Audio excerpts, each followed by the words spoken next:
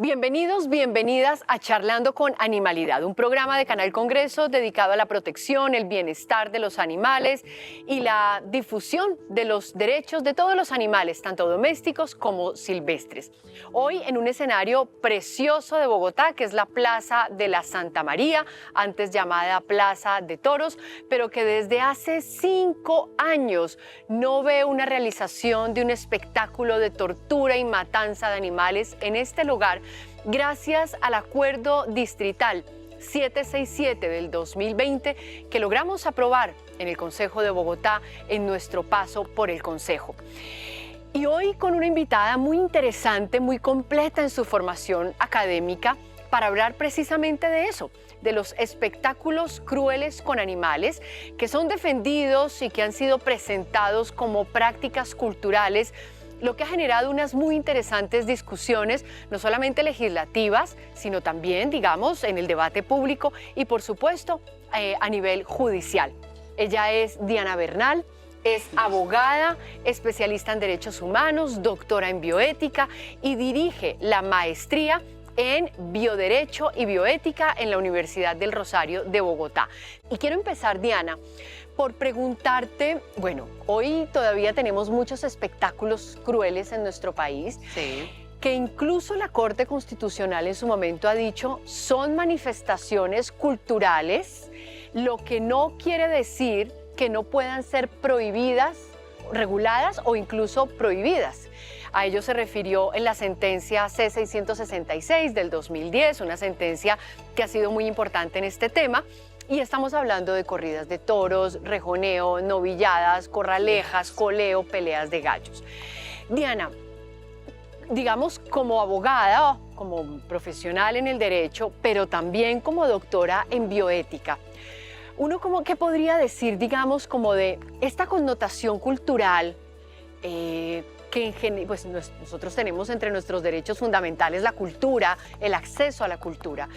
¿Qué decir, digamos, frente a estos espectáculos que, aunque tienen ese carácter de culturales, pues son terriblemente violentos y crueles con animales que ya hoy en nuestro país también son sujetos de protección especial?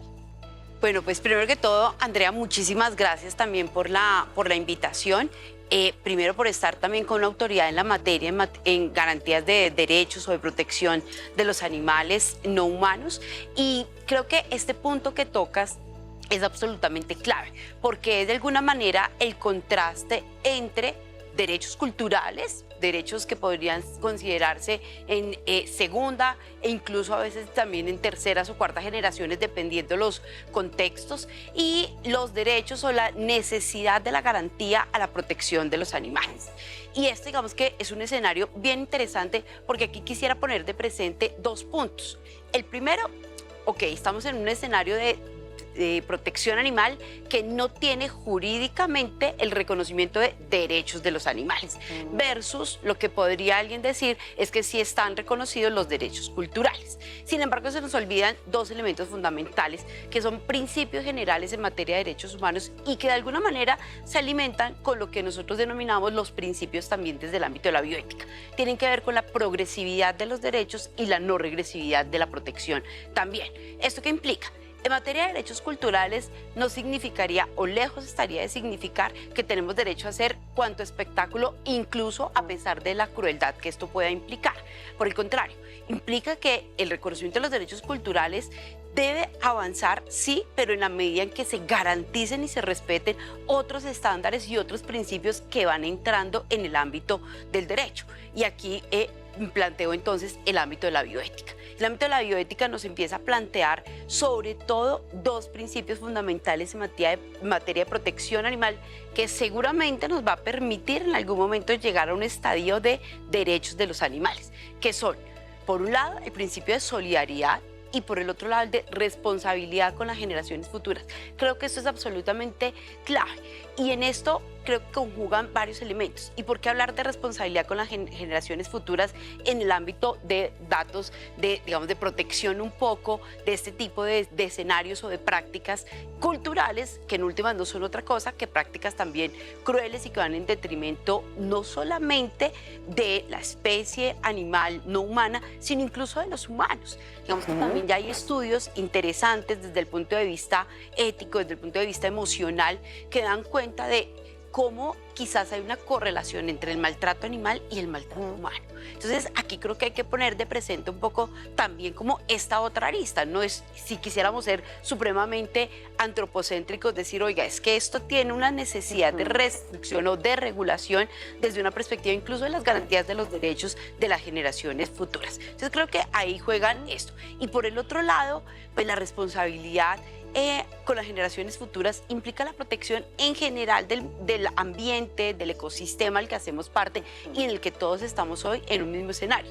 Para nadie es un secreto que no solamente desde el punto de vista quizás de la evolución de los derechos humanos, sino desde la concepción de la dignidad, del respeto por los derechos en general, hemos migrado de una visión antropocéntrica a una visión más biocéntrica, es el pensar en todos como parte de un mismo sistema. Y esto tiene un fundamento moral, un fundamento bioético en términos de el equilibrio para poder sobrevivir incluso como especies dentro del sistema.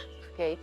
Diana, hay mucha gente, uno escucha, que dice, no, pero es que es una práctica, esto es la cultura, esta es nuestra identidad, estos somos nosotros, así nos reconocemos, quienes destruyen a los gallos en esas peleas horribles, poniéndoles cuchillas en las patas, pelándolos, quienes destruyen y violentan de unas maneras que uno no entiende de verdad que hay en la cabeza de un ser humano que hace esto y lo acepta en las corralejas, ¿no? O en el coleo, torciéndole la cola a los bovinos, en fin. Esta es nuestra identidad, estos somos nosotros, ustedes no vengan a imponernos su cultura, ustedes no vengan a imponernos su visión del mundo.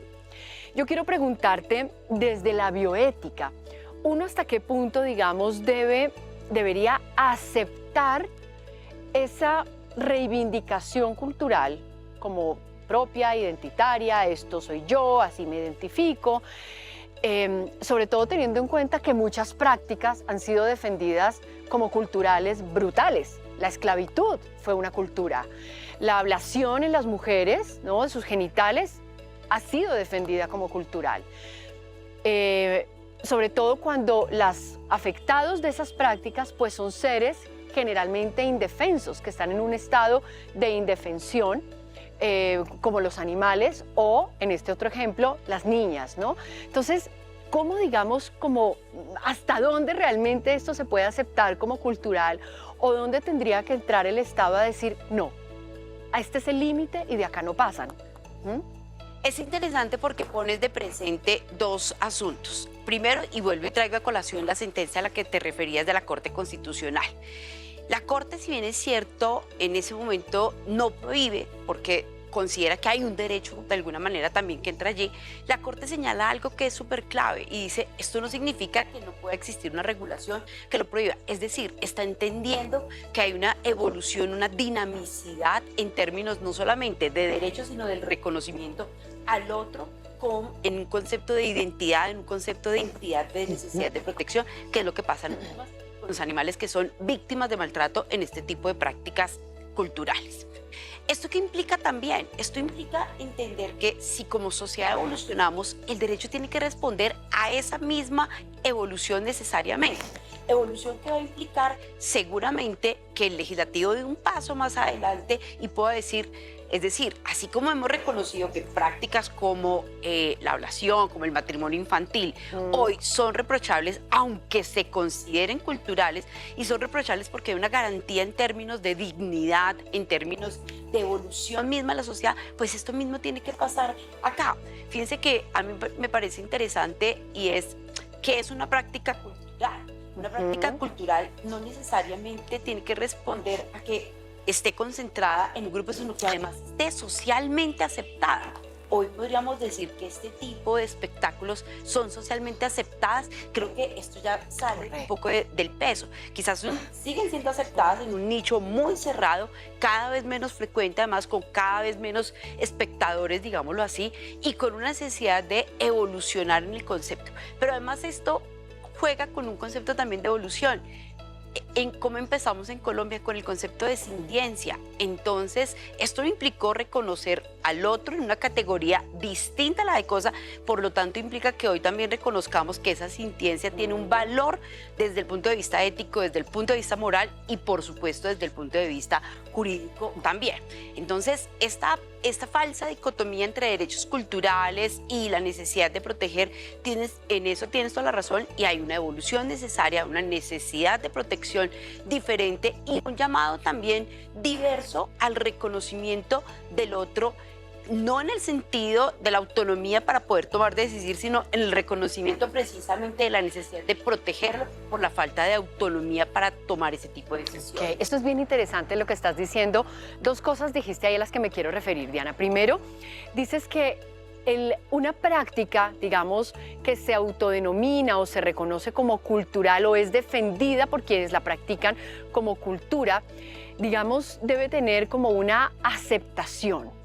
Y aquí siempre, digamos, en las discusiones yo he defendido la idea de que la cultura, pues evidentemente es dinámica, es decir, las prácticas culturales no se defienden, digamos, de manera propia y de manera automática por el hecho de ser practicadas por un sector, sino que tienen que acompasarse con el consenso de una sociedad que está en evolución. Nuestras sociedades en general occidentales vienen transitando en el reconocimiento de una protección que merecen los animales, en el reconocimiento de una sintiencia de esos seres que también sufren, también expresan emociones, también tienen necesidades, también aprecian la libertad, también tienen capacidades lúdicas. Y viene diciendo, bueno, estas prácticas tal vez ya no generan tanta identidad, tal vez ya no nos gustan, tal vez estamos viendo que entran en conflicto con esa mirada de la protección que queremos arrojar o estamos arrojando sobre los animales. Y en ese sentido, pues creo que la cultura, digamos, también es un elemento como que va transformándose, ¿no? O sea, no es como que tenga un blindaje eterno y por siempre y por los tiempos y los siglos de los siglos, amén, sino que las prácticas culturales, bueno, se van transformando. Y esto que tal vez en algún momento, hace no mucho, las corridas de toros, las peleas de gallo, las corralejas, pues eran defendidos e incluso eran vistos como con cierto gusto, ¿no? Por unos sectores sociales, pues hoy ya no tanto. De hecho, hoy es cuestionado el gusto en muchos escenarios por ese tipo de prácticas. Incluso hoy la pregunta que subyace en muchos espacios académicos es ¿qué disfruta el ser humano o qué le produce hoy al ser humano, a este ser humano del siglo XXI con este tipo de prácticas? Y muchos estudios han dado cuenta, claro, no son generalizables, son estudios cualitativos, pero han permitido decir hoy el ser humano siente de alguna manera una incomodidad, por lo menos, si no es una fobia, una aberración, una repulsión por este tipo de prácticas. Porque de alguna manera la pregunta es, ¿qué disfrutamos con el maltrato y con la crueldad? Es decir, y en últimas creo que pasa en distintos escenarios. Ya hoy quienes tuvieron en algún momento la oportunidad de ver este tipo de espectáculos hace 20 o 30 años y hoy los vuelven a ver, ya no lo ven con la misma mirada, sino hay un necesario llamado a un principio ético que es la compasión también. La compasión en términos de esto que produce allí crueldad afecta también la identidad incluso como seres humanos.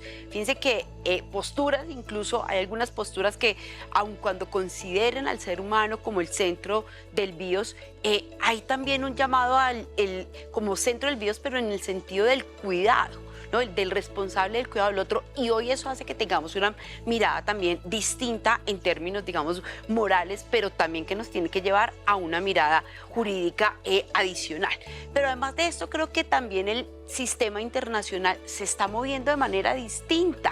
Entonces, esto que tú dices que ya no es dinámico, hace que hoy más que nunca cobre vigencia este principio de la dinamicidad de los derechos humanos.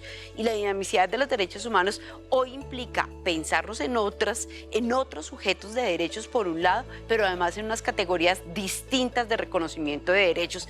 Casi que hoy uno debería empezar a plantearse una deconstrucción de la organización de los sistemas de derechos humanos. Y tú lo has señalado. Hoy las constituciones, incluso la nuestra, no es la misma constitución por los avances mismos de la Corte Constitucional que la Constitución del 91, y hay un reconocimiento de derechos y de protecciones diversas que probablemente en el 91 no nos las habíamos imaginado. Es decir, que esto nos debe implicar a que en 5, 10 años vamos a tener también otras garantías de protección y, ¿por qué no?, otros sujetos de protección. Exacto. Allí también constitucional. Exacto. Hay un elemento que yo siempre menciono en estos debates y es, mientras aquí quienes defienden estas prácticas brutales dicen, esta es mi cultura, es que esto genera mi identidad, es que no me lo pueden quitar. Yo digo, para usted es simplemente una entretención, un momento, una tarde de domingo. Para este ser violentado es su vida, es su integridad, es su bienestar.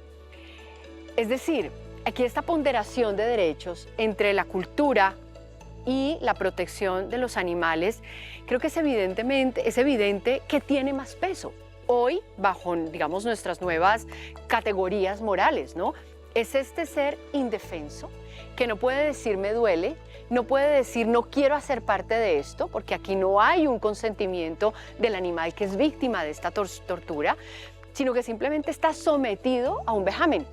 Un vejamen que además lo lesiona de manera evidente, es decir, acá tenemos animales que quedan paralíticos, animales que quedan absolutamente desgarrados por dentro porque se les revientan los pulmones, porque se rompen nervios, tendones, porque tienen infartos, es decir, estamos causándole agonías y la muerte a seres vivos que sienten para satisfacer el gusto de una tarde de domingo.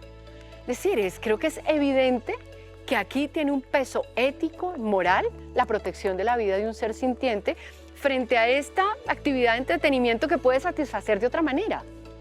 Además de eso es interesante porque aún si nos pensáramos en la clasificación, digamos, tradicional de los derechos, claramente no podríamos decir que estuviéramos en una categoría de un derecho fundamental como el derecho, digamos, a la cultura versus el derecho, incluso sin pensarlo en un derecho de los animales, en un derecho que tendría que ver, digamos, con el equilibrio ambiental. Estamos hablando de las mismas categorías donde la ponderación sin duda se cae.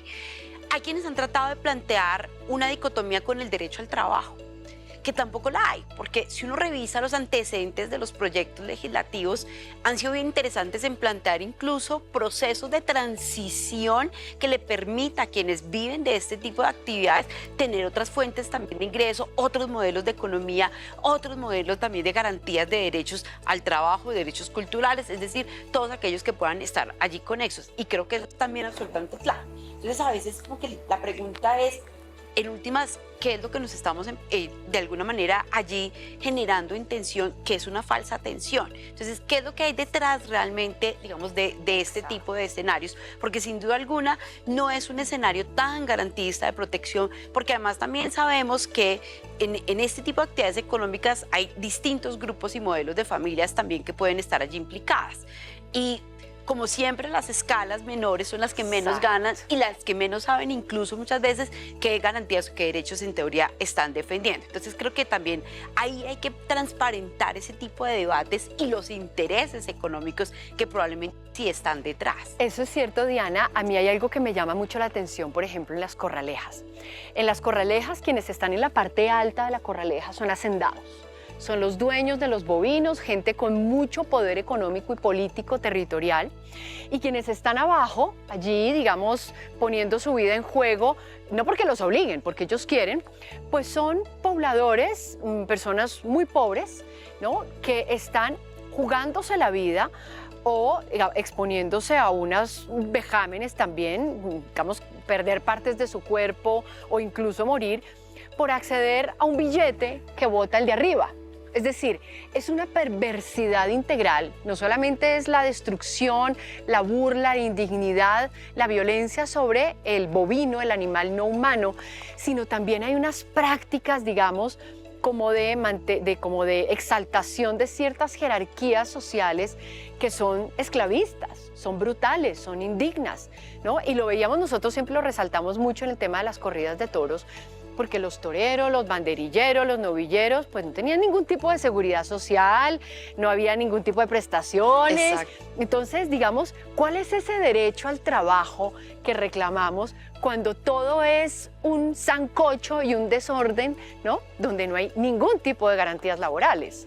Totalmente, por eso creo que uno de los escenarios más importantes o uno de los elementos más importantes a la hora de volver esto en el debate, sobre todo seguramente ahora que vuelve a tomar fuerza en el seno del legislativo, va a ser transparentar los intereses, ¿no? Va a ser poner sobre la mesa para discutir en términos de transparencia y de información adecuada para que el legislativo tome mejores decisiones también, porque con estas falsas informaciones que circulan, con la falta de información transparente, pues es muy fácil sesgar, por supuesto, la opinión de todos. Y no hay nada peor que tomar una decisión con la información inadecuada. Entonces creo que eso es absolutamente clave. Pero también que aquellas personas, los lugareños donde se realizan este tipo de actividades, también tengan la información adecuada, porque entonces a ellos les llega también, y uno lo ha escuchado en muchos escenarios, la información de nos van a dejar sin trabajo y nuestra cultura, cuando no han tenido la oportunidad de escuchar la otra mirada, que es, oiga, vea lo que pasa, vea lo que podría usted hacer también en garantía de este entorno en el que vive, pero además de otras alternativas adicionales e incluso mejores y más garantistas que incluso el hacer parte de este tipo de prácticas. Yo te quiero contar, Diana, el año pasado estuvimos haciendo una jornada de esterilización con la Fundación Ruta Animal en un municipio de El Cesar, un corregimiento chiquitico. Pues me sorprendió mucho, mira, no había escuela, no había centro de salud, nada. Nada, es decir, la gente ahí en el absoluto aburrimiento, sin posibilidades de una vida mejor, nada. Pero había una fulgallera. Y a mí esto me llama mucho la atención porque es similar a lo que ocurre con las corralejas en muchos municipios del país. Ves pobreza, desigualdad, suciedad en las calles, no hay salud digna, no hay oportunidades laborales, pero hay esto. Y es ahora en lo que hablabas de transparentar digamos, esos intereses, a mí me llama mucho la atención que es como si fueran unas salidas facilistas, ¿no?, de gobernantes y tomadores de decisiones como para mantener al pueblo en el pan y el circo. Usted déles ese show, ¿no?, para que no reclamen sus derechos. Entonces aquí también yo creo que es como que yo quisiera coger a la gente a veces con todo el amor y sacudirla, para decirle más bien exijamos sus derechos al trabajo, a la salud, a una oferta cultural diversa e interesante, ¿no? Entonces, acá hay como también un adormecimiento de las gentes que participan en estas cosas. Y a esto agrégale algo, Andrea, ahora que pones de presente el punto de salud acá.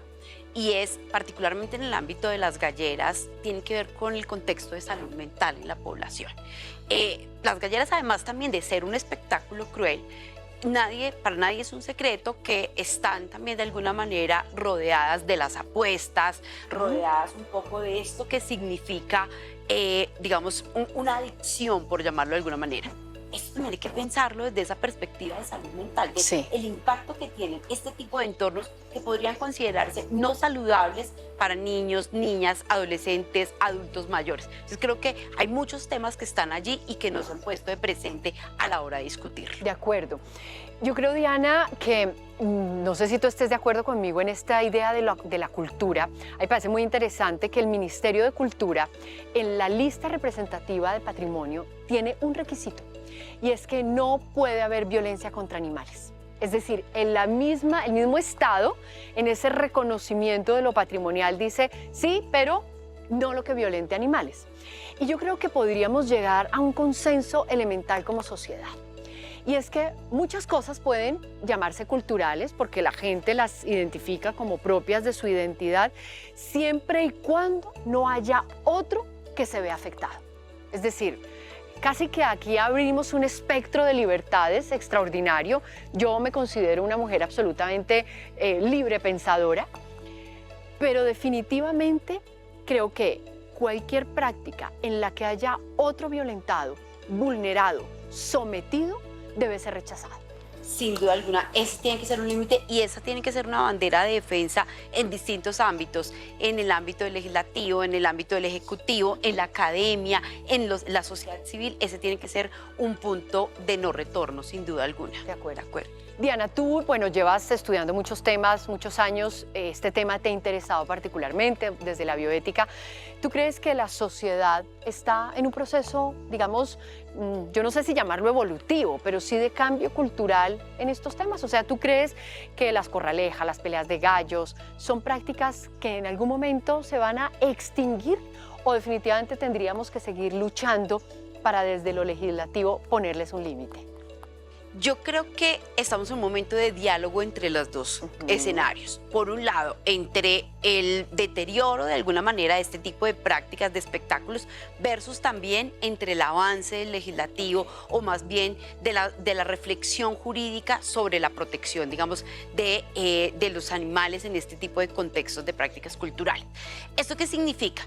Que no quisiera ser tan negativa, pero de allá que pensamos en que los próximos años, en los próximos meses van a desaparecer este tipo de prácticas, no va a ser seguramente, pero sí cada vez vemos reducción de espectadores, reducción, digamos, de patrocinios económicos, incluso porque esto genera incluso un escenario de responsabilidad empresarial. Quienes patrocinan este tipo de prácticas hoy ya se ven cuestionados en términos de qué es lo que estoy apoyando y eso es lo que necesita la comunidad, entonces creo que hay una reflexión clave. Pero eso no significa que en el legislativo se deba apagar de alguna manera esa lucha. Yo creo que el activismo de la sociedad civil debe seguir impactando en el legislativo y que logremos efectivamente hacia una normativa que blinde y que le dé herramientas al alcalde de estos municipios, a los concejales de estos municipios, porque muchas veces también se pueden sentir más presionados por el ambiente y por el entorno de sus lugares que por el apoyo de la regulación. Entonces, creo que no se puede desfallecer en buscar de todas maneras una normativa que reivindique estos derechos y que se siga, por supuesto, porque no hay norma sin una práctica cultural que efectivamente la empiece a adoptar. Entonces, creo que la conjugación o el diálogo de estos dos contextos son absolutamente necesarios. Bueno, yo les quiero contar que estamos precisamente iniciando el trámite de un proyecto de ley sobre corralejas y allí, entre muchas disposiciones, buscamos exaltar, Diana, una práctica muy interesante que se está llevando a cabo en el departamento de Córdoba, en varios municipios, y de Sucre, que es lo que llaman el toro de carnaval, que son las mismas corralejas pero sin animales. Son los seres humanos jugando el juego de la corraleja, pero sin necesidad de violentar a nadie. Y desear que este lugar precioso, patrimonio, esta Plaza de la Santa María, siga siendo un escenario que albergue espectáculos en los que se celebre la vida, las artes, la diversidad cultural, donde no haya ni seres vivos sufriendo, ni torturados y mucho menos muertos. Muchas gracias, Diana, por esta interesante conversación y a ustedes, bueno, los invitamos a seguir aquí conectados con Charlando con Animalidad.